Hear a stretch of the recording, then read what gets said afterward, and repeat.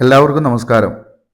2026 മാർച്ചിലെ +2 പരീക്ഷ എഴുതി തോറ്റിട്ടുള്ള വിദ്യാർത്ഥികൾ, ആ തോറ്റ വിഷയങ്ങൾ വീണ്ടും എഴുതാൻ കാത്തിരിക്കുന്ന ആളുകളാണ് നിങ്ങളെങ്കിൽ നിങ്ങൾക്ക് വേണ്ടിയിട്ടുള്ള വീഡിയോ ആണിത്. ഈ വീഡിയോ നിങ്ങൾ അവസാനം വരെ കാണുകയാണെങ്കിൽ മാത്രമേ നിങ്ങൾ എന്താണ് ഇനി ജയിക്കാൻ വേണ്ടി ചെയ്യേണ്ടത് എന്ന് നിങ്ങൾക്ക് മനസ്സിലാവുകയുള്ളൂ. അപ്പോൾ വീഡിയോയിൽ പറയുന്ന കാര്യങ്ങൾ കൃത്യമായിട്ട് നിങ്ങൾ നോട്ട് ചെയ്ത് വെക്കുക. അതിനു വേണ്ടി നിങ്ങളുടെ കാര്യങ്ങൾ എല്ലാം ഒരുക്കി വെച്ച് അതിൻ്റെ അപേക്ഷയും മറ്റു കാര്യങ്ങളൊക്കെ കൊടുക്കാൻ ശ്രമിക്കുക. ഒന്നാം വർഷ ഹയർ സെക്കൻഡറി ഇംപ്രൂവ്മെന്റ് പരീക്ഷ 2026, അതായത് ഈ വർഷം ഒക്ടോബറിലാണ് നടക്കാൻ പോകുന്നത്. അതിൻ്റെ ഡേറ്റ് വന്നിരിക്കുന്നത് 12/10/2026 മുതൽ 17/10/2026 വരെയാണ്. അപ്പൊ ഇംപ്രൂവ്മെന്റ് പരീക്ഷ എന്ന് പറയുമ്പോൾ അത് ഞങ്ങൾക്ക് വേണ്ടിയുള്ളതല്ല, +1-കാർക്ക് വേണ്ടിയിട്ടുള്ളതല്ലേ എന്ന് നിങ്ങൾ ചിന്തിച്ച് തള്ളരുത്. അതുകൊണ്ടാണ് ഞാൻ ആദ്യമേ അവസാനം വരെ വീഡിയോ കാണണം എന്ന് പറയുന്നത്. ഓക്കെ, അപ്പോ +2 നിങ്ങൾ 2026 വരെ എഴുതി, മാർച്ചിലെ പരീക്ഷ വരെ എഴുതി. അതിൽ +1-ലെയോ +2-ലെയോ വിഷയങ്ങൾ ഏതെങ്കിലും തോറ്റിട്ടുണ്ടെങ്കിൽ ആ തോറ്റ വിഷയം വീണ്ടും എഴുതിയെടുത്താൽ മാത്രമേ നിങ്ങൾ ജയിക്കുകയുള്ളൂ എന്ന് നിങ്ങൾക്കറിയാമല്ലോ. അപ്പോൾ ഇത് പ്രധാനമായിട്ടും ഇത്തരം പ്രശ്നങ്ങൾ അനുഭവിക്കുന്നത് ഈ ഓപ്പൺ സ്കൂളിൽ പഠിച്ചു കഴിഞ്ഞ വിദ്യാർത്ഥികളൊക്കെ ആയിരിക്കും. കാരണം ഓപ്പൺ സ്കൂളിൽ പഠിച്ചു കഴിഞ്ഞാൽ പിന്നെ ഇനി എന്ത് ചെയ്യണമെന്ന് അറിയാതെ അവര് ഇനി ഇത് വീണ്ടും എഴുതാൻ സാധിക്കോ, അങ്ങനെയാണെങ്കിൽ എത്ര തവണ എഴുതാം എന്നതിനെ പറ്റിയിട്ടൊക്കെ ഒരു വ്യക്തമായുള്ള ധാരണ ഇല്ലാതെ അവർ പഠിപ്പൊക്കെ നിർത്തി കുറച്ചു കാലം സാധാരണ പണിയൊക്കെ എടുത്ത് ജോലിക്കൊക്കെ പോയിട്ട് വീണ്ടും ഒരു +2 ക്വാളിഫിക്കേഷൻ വേണം എന്ന് എവിടെന്നെങ്കിലും അറിയുമ്പോഴായിരിക്കും അതിനെ പറ്റിയിട്ട് അന്വേഷിക്കുക.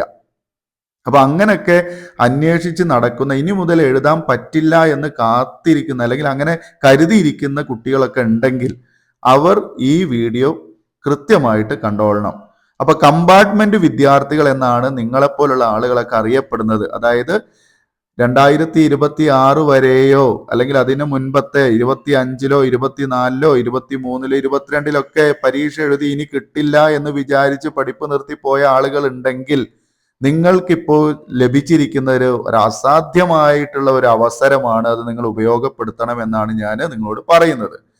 2017 മുതൽ, ശ്രദ്ധിക്കണം, 2017 മുതൽ രണ്ടാം വർഷ പരീക്ഷയ്ക്ക് ആദ്യമായി രജിസ്റ്റർ ചെയ്ത കുട്ടികൾ എന്ന് പറഞ്ഞാൽ നിങ്ങളിൽ ആരെങ്കിലും 2017 മാർച്ചില് +2 എഴുതി തോറ്റിട്ടുള്ളവരുണ്ടെങ്കിൽ ആ കുട്ടികൾ മുതൽ ഇങ്ങോട്ട് 2026 മാർച്ചിലെ +2 പരീക്ഷ എഴുതി തോറ്റിരിക്കുന്ന കുട്ടികൾ വരെ ഉള്ള ഏതൊരു കമ്പാർട്ട്മെന്റ് സ്റ്റുഡൻസിനും ഈ പരീക്ഷ എഴുതാം. ഓക്കെ, അപ്പൊ 2017 മാർച്ചിലെ +2 പരീക്ഷ എഴുതിയിട്ടുള്ള കുട്ടികൾ മുതൽ ഇങ്ങോട്ടാണ്. എന്ന് വെച്ചാൽ അതിന് മുൻപ് +2 ആദ്യമായിട്ട് +2 എഴുതിയവര്, ഇപ്പൊ 2016 ആദ്യമായിട്ട് +2 പരീക്ഷ എഴുതിയ കുട്ടികൾ അത് തോറ്റിട്ട് വീണ്ടും 2017 എഴുതിയിട്ടുണ്ടെങ്കിൽ അവരെ ഇതിൽ ഉൾപ്പെടുത്തുന്നില്ല. പ്രത്യേകം ശ്രദ്ധിക്കുക, 2017 മാർച്ചിലെ ആദ്യമായിട്ട് +2 പരീക്ഷ എഴുതിയിട്ടുള്ള കുട്ടികൾ മുതലുള്ള ആളുകളുടെ കാര്യമാണ്. ഓക്കെ, അങ്ങനെയുള്ള ആളുകൾക്ക് ഉപരിപഠനം നേടാൻ വേണ്ടിയിട്ട് ഈ പരീക്ഷ, അതായത് ഇപ്പൊ നടക്കാൻ പോകുന്ന ഒക്ടോബറിൽ നടക്കാൻ പോകുന്ന ഇംപ്രൂവ്മെന്റ് അഥവാ സപ്ലിമെന്ററി പരീക്ഷയ്ക്ക് നിങ്ങൾ രജിസ്റ്റർ ചെയ്യണം. ഓക്കെ, ഇനിയിപ്പോ കഴിഞ്ഞ വർഷം തോറ്റവരാണെങ്കിൽ ഞങ്ങൾക്ക് മാർച്ചിലല്ലേ ഇനി പരീക്ഷ രജിസ്റ്റർ ചെയ്യാൻ പറ്റുള്ളൂ എന്ന് വിചാരിച്ച്, എന്ന് വെച്ചാൽ 2027 +2 മാർച്ചിലെ പരീക്ഷയ്ക്കല്ലേ രജിസ്റ്റർ ചെയ്യേണ്ടത് എന്ന് വിചാരിച്ച് നിങ്ങൾ കാത്തിരിക്കരുത്. നിങ്ങൾ പരീക്ഷ എഴുതാൻ ആഗ്രഹിക്കുന്നുണ്ടെങ്കിൽ നിർബന്ധമായിട്ട് ഇപ്പോൾ അപേക്ഷ കൊടുക്കണം. ഓക്കെ, അപ്പൊ കമ്പാർട്ട്മെന്റ് വിഭാഗത്തിലുള്ള വിദ്യാർത്ഥികൾക്ക് D+ഓ അതിന്റെ മുകളിലോ സ്കോർ ലഭിക്കാത്ത വിഷയങ്ങളിൽ ഒന്നാം വർഷവും രണ്ടാം വർഷവും ഒറ്റത്തവണയായിട്ടാണ് എക്സാമിന് രജിസ്റ്റർ ചെയ്യേണ്ടത്, ഫീസ് അടയ്ക്കേണ്ടത്. എന്ന് വെച്ചാൽ ഒന്നാം വർഷത്തെയും രണ്ടാം വർഷത്തെയും പേപ്പറുകളുടെ രജിസ്ട്രേഷനും ഹാജരും നിർബന്ധമായിട്ട് ഗവൺമെന്റ് പറയുന്നുണ്ട്. ഓക്കെ, അപ്പൊ നിങ്ങൾ +2 ആണ് തോറ്റതെങ്കിലും നിങ്ങൾ +1 പേപ്പർ കൂടി രജിസ്റ്റർ ചെയ്യണം. ഇപ്പൊ +2 ഇംഗ്ലീഷ് ആണ് തോറ്റതെങ്കിൽ +1 ഇംഗ്ലീഷും +2 ഇംഗ്ലീഷും ഒരുമിച്ച് 2 വർഷത്തേക്കും കൂടെ ഫീസ് അടച്ച് രജിസ്റ്റർ ചെയ്യണം എന്നർത്ഥം. ഓക്കെ, അപ്പൊ നിങ്ങൾ തോറ്റ വിഷയം എത്ര ഉണ്ടോ അതൊക്കെ നിങ്ങൾക്ക് എന്ത് ചെയ്യാൻ സാധിക്കും, ഇതുപോലെ രജിസ്റ്റർ ചെയ്യാം. ഒരു 4 പേപ്പർ ഉണ്ടെങ്കിൽ +2 4 പേപ്പർ തോറ്റിട്ടുണ്ട്. ഓക്കെ, അതുപോലെ തന്നെ +1 നിങ്ങൾ ഈ സെയിം പേപ്പർ തന്നെ തോറ്റിട്ടുണ്ട് എങ്കിൽ ഈസിയാണ്, 2 വർഷത്തെയും കൂടെ ഫീസ് അടച്ചാൽ മതി. മനസ്സിലായല്ലോ. ഇനി +1 എല്ലാം കിട്ടിയിട്ടുണ്ട്, +2 ആണ് 4 എണ്ണം പോയത് അല്ലെങ്കിൽ 5 എണ്ണം പോയത്. അപ്പൊ നിങ്ങൾ എന്ത് ചെയ്യണം, +2 5 എണ്ണവും ജയിച്ച +1 5 എണ്ണവും ഒരുമിച്ച് രജിസ്റ്റർ ചെയ്യണം. പറഞ്ഞ മനസ്സിലാവുണ്ടല്ലോ. അപ്പോ ഈ രീതിയിൽ രജിസ്റ്റർ ചെയ്യാനുള്ള സമയമായിട്ടുണ്ട്. അപ്പൊ അതുകൊണ്ട് നിങ്ങളുടെ ഫ്രണ്ട്സ് ആരെങ്കിലും ഉണ്ടെങ്കിൽ ഉടനെ തന്നെ നിങ്ങൾ ഷെയർ ചെയ്യണം, അവരോട് എഴുതാൻ പറയണം. പിന്നീട് ഇങ്ങനെ ഒരു ചാൻസ് കിട്ടാൻ സാധ്യതയില്ല. 2017 മുതലുള്ള കുട്ടികൾക്ക് ഈ പരീക്ഷ എഴുതാൻ സാധിക്കുമെന്നുള്ളത് പ്രത്യേകം ഓർക്കേണ്ട കാര്യമാണ്. ഓക്കെ, അപ്പോ ഇതിൽ വേറൊരു ഗുണമുണ്ട് കേട്ടോ. പറഞ്ഞ എന്താ വെച്ചാല് 2 വർഷം എഴുതണ്ടേ എന്ന് വിചാരിച്ച് നിങ്ങൾ വിഷമിക്കൊന്നും വേണ്ട. ഈ 2 വർഷവും നിങ്ങൾ നിർബന്ധമായിട്ട് എഴുതണം. അതായത് 2 വർഷത്തെയും രജിസ്റ്റർ ചെയ്യണം, 2 വർഷവും എഴുതണം. ഏതെങ്കിലും ഒരു വർഷം എഴുതിയാൽ മതി എന്നായിരുന്നു മുൻ വർഷങ്ങളിൽ ഉണ്ടായിരുന്നത്. പക്ഷെ ഈ വർഷം അങ്ങനെയല്ല, 2 വർഷത്തെ പരീക്ഷയും നിങ്ങൾ എഴുതണം. ഓക്കെ, പക്ഷെ ഗുണം എന്താന്ന് വെച്ചാല് നിങ്ങൾ 2 വർഷം 1ഉം 2ഉം വർഷം പരീക്ഷ എഴുതിയിട്ട് ലഭിക്കുന്ന മാർക്ക് ഉണ്ടല്ലോ, ആ മാർക്ക് അതിലെ നിങ്ങളെ മുൻപത്തെ ഇതേ വിഷയത്തിൽ നിങ്ങൾക്ക് കിട്ടിയിട്ടുള്ള മാർക്കും രണ്ടും കൂടെ ഒന്ന് ഒത്തു നോക്കുമ്പോൾ ഏത് വർഷത്തെ മാർക്കാണോ മികച്ചത് അല്ലെങ്കിൽ കൂടുതലുള്ളത് അത് പരിഗണിക്കും. പറഞ്ഞ മനസ്സിലായല്ലോ. അതായത് നിങ്ങൾ മുൻപത്തെ വർഷത്തിൽ നേടിയ മാർക്കാണോ ഇപ്പൊ എഴുതുമ്പോൾ കിട്ടുന്ന മാർക്കാണോ ഏറ്റവും കൂടുതലുള്ളത്, ആ വർഷത്തെ മാർക്കാണ് നിങ്ങളെ ജയിക്കാൻ വേണ്ടിയിട്ട് ബെറ്റർ സ്കോർ ആയിട്ട് നിങ്ങൾക്ക് നൽകുന്നത്. ഓക്കെ, പിന്നെ ഈ സയൻസ് വിഷയങ്ങൾ എഴുതുന്ന കുട്ടികൾ ശ്രദ്ധിക്കേണ്ട കാര്യം, അവർ ബയോളജി പേപ്പർ ഉണ്ടെങ്കിൽ ബയോളജിയിൽ നമുക്ക് 2 പാർട്ട് വരുന്നുണ്ട്, ബോട്ടണി, സുവോളജി. അതിൽ നിങ്ങൾ ഏതെങ്കിലും ഒരു വിഷയത്തിന് മാത്രമായിട്ട് രജിസ്റ്റർ ചെയ്യാൻ സാധിക്കുന്നതല്ല.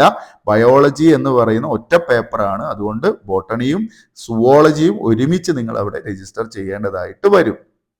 ഓക്കെ, കൃത്യമായിട്ട് മനസ്സിലായി എന്ന് വിചാരിക്കുന്നുണ്ട്. ഇനി നോക്കാം, കമ്പാർട്ട്മെന്റൽ വിദ്യാർത്ഥികൾക്ക് മാത്രം 1ാം വർഷ ഇംപ്രൂവ്മെന്റ് പരീക്ഷയ്ക്ക് ഒറ്റത്തവണ രജിസ്ട്രേഷൻ ആണ് നൽകുന്നത്. പ്രത്യേകം ശ്രദ്ധിക്കുക, നിങ്ങളെപ്പോലുള്ള കുട്ടികൾക്ക് ഒറ്റത്തവണ രജിസ്ട്രേഷനേ ഉള്ളൂ. അതായത് ഇപ്പത്തെ പരീക്ഷയ്ക്ക് നിങ്ങൾ രജിസ്റ്റർ ചെയ്യണം. ഇംപ്രൂവ്മെന്റ് പരീക്ഷയ്ക്ക് തന്നെ നിങ്ങൾ മാർച്ചിലെ പരീക്ഷ 2027 മാർച്ചിലെ പരീക്ഷയ്ക്ക് വേണ്ടിയിട്ടുള്ളതും കൂടി നിങ്ങൾ ഇപ്പൊ രജിസ്റ്റർ ചെയ്യണം. നിങ്ങൾക്ക് ഒരിക്കലും 2027 മാർച്ചിന് പരീക്ഷയ്ക്ക് വേണ്ടിയിട്ട്, കൊല്ലപ്പരീക്ഷയ്ക്ക് വേണ്ടിയിട്ട് വേറൊരു രജിസ്ട്രേഷൻ ഉണ്ടാവില്ല എന്നർത്ഥം. ഓക്കെ, അപ്പോ അത് പ്രത്യേകം ഓർക്കുക. ഇനി നിങ്ങൾ പരീക്ഷയ്ക്ക് വേണ്ടിയിട്ടുള്ള അപേക്ഷ സമർപ്പിക്കുന്നതിന് മുൻപ് നിങ്ങളുടെ മുൻകാലങ്ങളിൽ നിങ്ങൾക്ക് കിട്ടിയിട്ടുള്ള എല്ലാ മാർക്ക് ലിസ്റ്റുകളുടെയും കോപ്പി, ഓക്കെ, അതുപോലെ തന്നെ നിങ്ങളുടെ 2 പാസ്പോർട്ട് സൈസ് ഫോട്ടോ, കാരണം 2 വർഷത്തേക്ക് അപേക്ഷ കൊടുക്കുന്നതുകൊണ്ട് 2 പാസ്പോർട്ട് സൈസ് ഫോട്ടോ, പിന്നെ അതിന്റെ ഫീസ് എല്ലാം റെഡിയാക്കി വെക്കുക. ഓക്കെ, പറഞ്ഞ മനസ്സിലായല്ലോ. 2 പാസ്പോർട്ട് സൈസ് ഫോട്ടോ, ഇതുവരെ നിങ്ങൾ എഴുതിയിട്ടുള്ള പരീക്ഷകളുടെ +2 +1 പരീക്ഷകളുടെ മാർക്ക് ഷീറ്റിന്റെ കോപ്പി. ഓക്കെ, പിന്നെ അപ്ലിക്കേഷൻ ഫോം നിങ്ങൾക്ക് സ്കൂളിൽ പോയാൽ കിട്ടും. ഓക്കെ, പരീക്ഷ നിങ്ങൾക്ക് എഴുതുന്ന, നിങ്ങൾ ഏത് സ്കൂളിലാണോ പരീക്ഷ എഴുതിയിരുന്നത്, ലാസ്റ്റ് പരീക്ഷ എഴുതിയ സ്കൂൾ ഏതാണോ ആ സ്കൂളിൽ പോയാൽ നിങ്ങൾക്ക് അവിടുന്ന് എന്ത് കിട്ടും, അപ്ലിക്കേഷൻ ഫോം അവിടുന്ന് കിട്ടും. ഓക്കെ, ഇനി അതല്ലെങ്കിൽ സ്കൂളിന്റെ തൊട്ടടുത്തുള്ള ഏതെങ്കിലും പിന്നെ ഫോട്ടോസ്റ്റാറ്റ് കടയിലൊക്കെ അത് അവൈലബിൾ ആയിരിക്കും. സ്കൂളിൽ നിന്ന് കിട്ടും, നിങ്ങൾ കടയിലൊന്നും പോയി ചോദിക്കണ്ട. ഓക്കെ, ഇനി അതിന്റെ ഫീസ് വരുന്നത് 1ാം വർഷ ഇംപ്രൂവ്മെന്റ് പരീക്ഷയ്ക്കുള്ള ഫീസ്, അതുപോലെ തന്നെ നിങ്ങളുടെ +2 പരീക്ഷാ ഫീസ് രണ്ടും കൂടെ. ഓക്കെ, അതായത് മാർച്ചിലെ 2027 2ാം വർഷ ഹയർ സെക്കൻഡറി പരീക്ഷാ ഫീസും 1ാം വർഷ സപ്ലിമെന്ററി പരീക്ഷാ ഫീസും കൂടെ ഒരു പേപ്പറിന് 225 രൂപയാണ്. ഒരു പേപ്പറിന് 225 രൂപയാണ്. അതായത് ഒരു വിഷയത്തിനാണ് നിങ്ങൾ തോറ്റതെങ്കിൽ +1ഉം +2ഉം കൂടെ ഒരുമിച്ച് എഴുതാൻ വേണ്ടിയിട്ട് നിങ്ങൾ അടക്കേണ്ടത് ഒരു വിഷയത്തിന് 225, പ്ലസ് അതിന്റെ മാർക്ക് ഷീറ്റ് 2 വർഷത്തെയും കൂടെ മാർക്ക് ഷീറ്റിന് 80 രൂപ, 40+40 80 രൂപ. ക്ലിയർ അല്ലേ? അപ്പൊ 5 വിഷയം എഴുതുന്ന ഒരു കുട്ടി ഉണ്ടെങ്കിലോ, 5 വിഷയം എഴുതുന്ന കുട്ടിയാണെന്നുണ്ടെങ്കിൽ അവൻ എത്ര രൂപയാണ് അടക്കേണ്ടി വരിക ഒന്ന് നോക്കൂ. 5 വിഷയമാണെങ്കിൽ 5 × 225 രൂപ അടക്കണം, പ്ലസ് 80 രൂപ മാർക്ക് ഷീറ്റിന്റെ പൈസയും അടക്കണം. മനസ്സിലായില്ലേ? അപ്പൊ ഈ രീതിയിലാണ് ഫീസ് അടക്കേണ്ടത്. കൃത്യമായിട്ട് കാര്യങ്ങൾ മനസ്സിലാക്കുക. ഞാൻ നേരത്തെ പറഞ്ഞ കാര്യങ്ങളൊക്കെ റെഡിയാക്കി വെക്കുക, ക്യാഷ് റെഡിയാക്കി വെക്കുക. ഫീസ് അടക്കേണ്ട ലാസ്റ്റ് ഡേറ്റ് വരുന്നത്, സ്കൂളിൽ ഫീസ് നിങ്ങൾ കൊണ്ടേ കൊടുക്കേണ്ട ലാസ്റ്റ് ഡേറ്റ് 10/9/2026 ആണ്. അതായത് സെപ്റ്റംബർ മാസം, ഇത് ഓഗസ്റ്റ് അവസാനമായി, സെപ്റ്റംബർ അടുത്ത മാസം 10-ാം തീയതിയാണ് last time. Okay, last date 10/9/2026 ആണ്. അതിന്റെ അപ്പുറത്തേക്ക് പോവാൻ നിൽക്കരുത്. കാരണം 15-ാം തീയതി വരെ നിങ്ങൾക്ക് വീണ്ടും ഫീ അടയ്ക്കാനുള്ള ഡേറ്റ് തരുന്നുണ്ട്.